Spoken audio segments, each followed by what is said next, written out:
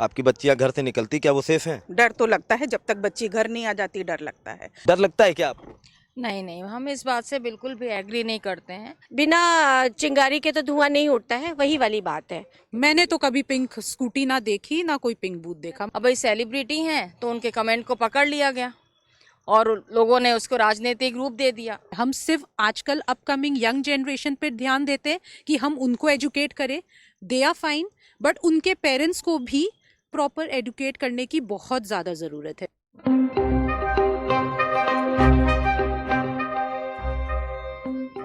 Bollywood actress Priyanka Chopra Lucknow पहुंची थी। ऐसे में उन्होंने तमाम जगह विजिट किया और उनका एक वीडियो सोशल मीडिया पर वायरल हो रहा है, जिसमें वो एक पुलिस अधिकारी से बात करते हुए नजर आ रही है और उनसे बोल रही हैं कि 7 बजे के बाद महिलाएं घर से निकलने में डरती हैं। हमारे साथ कुछ महिलाएं हैं, हम उनसे बात करेंगे। मैम, कितनी सच्चाई है इस बात में? देखिए, सच्चाई तो है, लेकिन ऐसा नहीं है कि डर लगता है, हमेशा डर लगता है।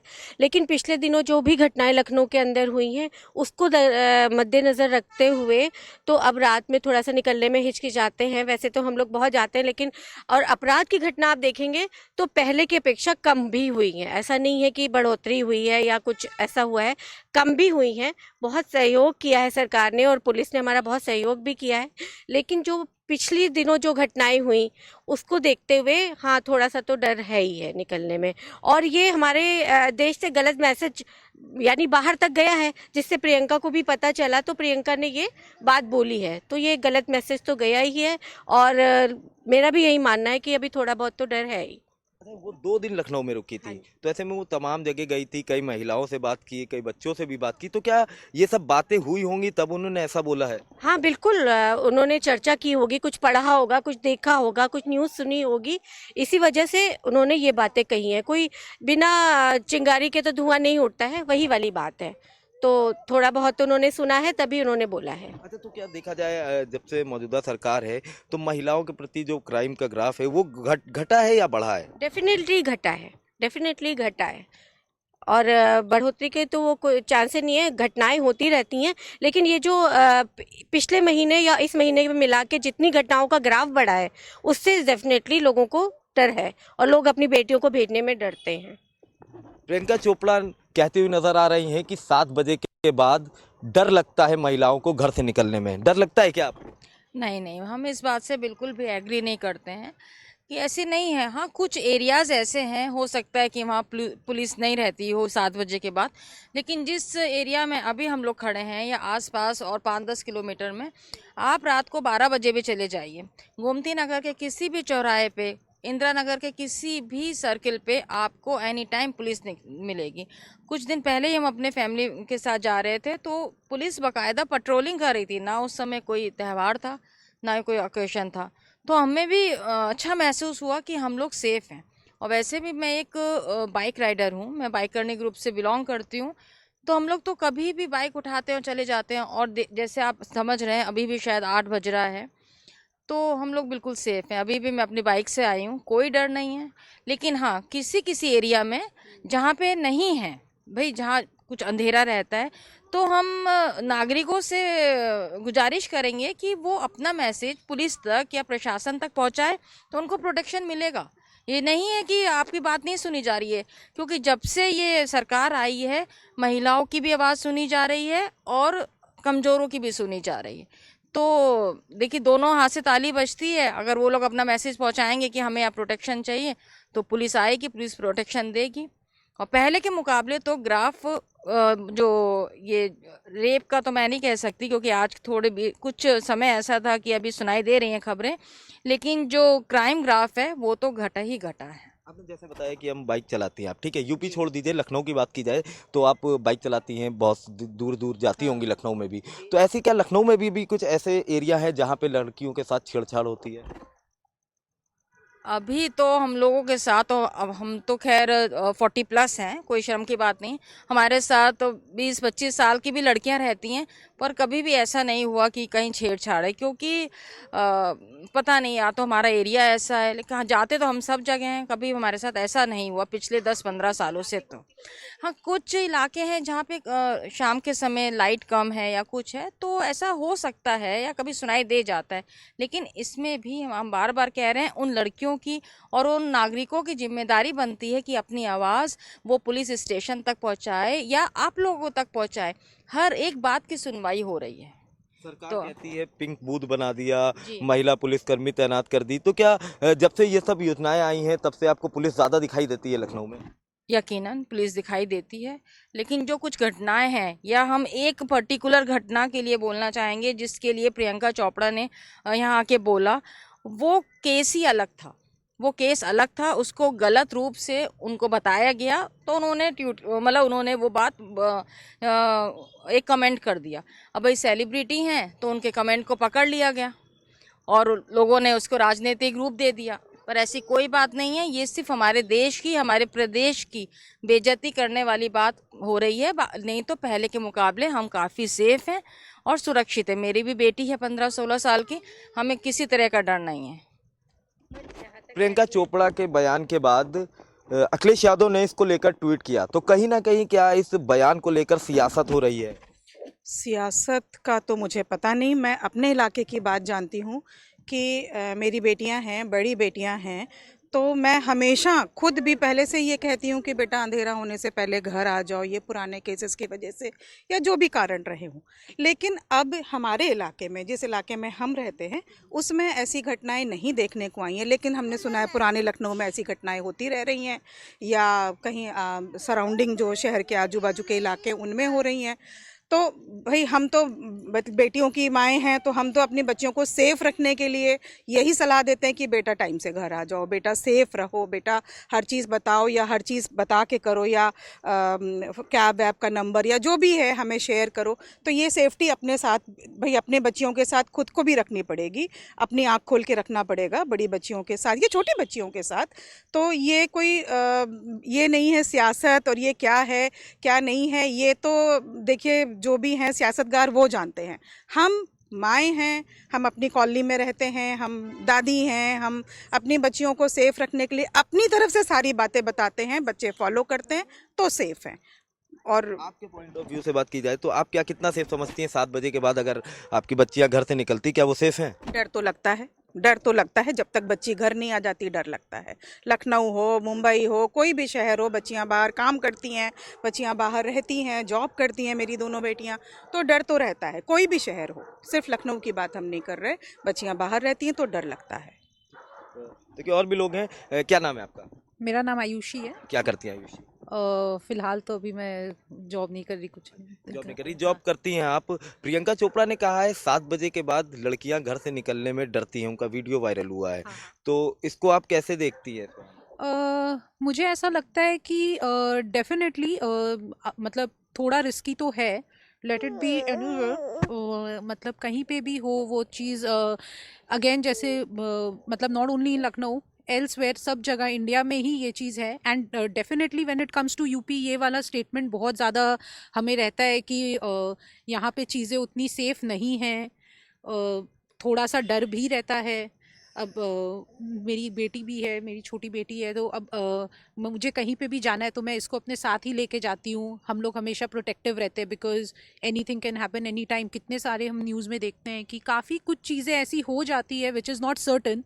अब गोमती नगर में मे बी हाँ हमने चीज़ें उतनी नहीं सुनी है, but then elsewhere in Lucknow and UP अगर आप देखें तो काफ़ी सारी चीज़ें सुनने में मिलती है। मतलब कि जो मेंटेलिटी है लोगों की वो आज भी उसी तरह है, चेंज नहीं हुई। बहुत ज़्यादा मतलब मुझे ऐसा लगता है, मेरे ओपिनियन में है। तो मतलब यहाँ पे मुझे लगता है थोड़ा सा एजुकेशन सेक्टर को बूस्ट अप करने की, इनफैक्ट जो थोड़े एल्डर पीपल है उनको भी थोड़ा एजुकेट करने की बहुत ज़्यादा ज़रूरत है। हम सिर्फ आजकल अपकमिंग यंग जनरेशन पर ध्यान देते हैं कि हम उनको एजुकेट करें, दे आर फाइन, बट उनके पेरेंट्स को भी प्रॉपर एडुकेट करने की बहुत ज़्यादा ज़रूरत है, बहुत ज़्यादा। चाहे वो कोई भी मीडियम के थ्रू हो, भले ही हम एक कुछ ऐसा शो ऑर्गेनाइज करें या कोई टीवी के थ्रू या वॉट एवर, मतलब anything we can come up with, but then हाँ वो चीज़ की बहुत ज़्यादा अवेयरनेस शुड बी देयर।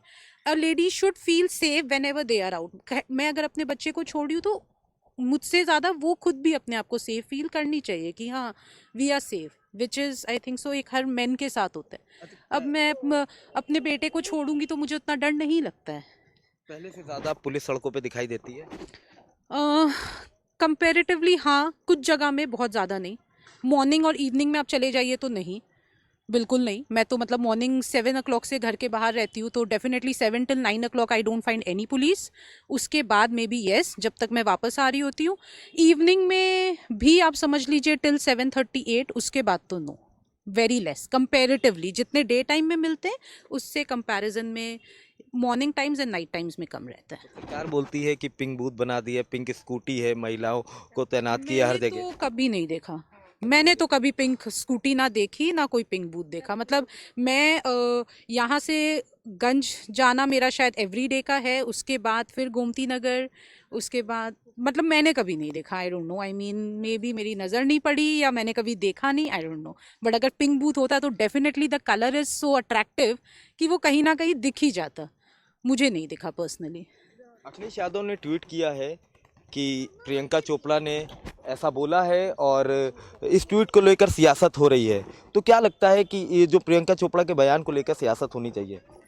नहीं, सियासत तो नहीं होनी चाहिए, लेकिन अखिलेश यादव ने अगर ट्वीट किया है तो जनरली ये मुद्दा सामने आ गया एकदम से। जहाँ तक मैम ने बताया कि पिंक बूथ, जैसे आयुषी ने भी बोला, तो पिंक बूथ हमेशा ही बंद मिलते हैं। कभी आप लोहिया चौराहे पे भी आपको क्लोज ही मिलेगा, ताला ही बंद रहेगा।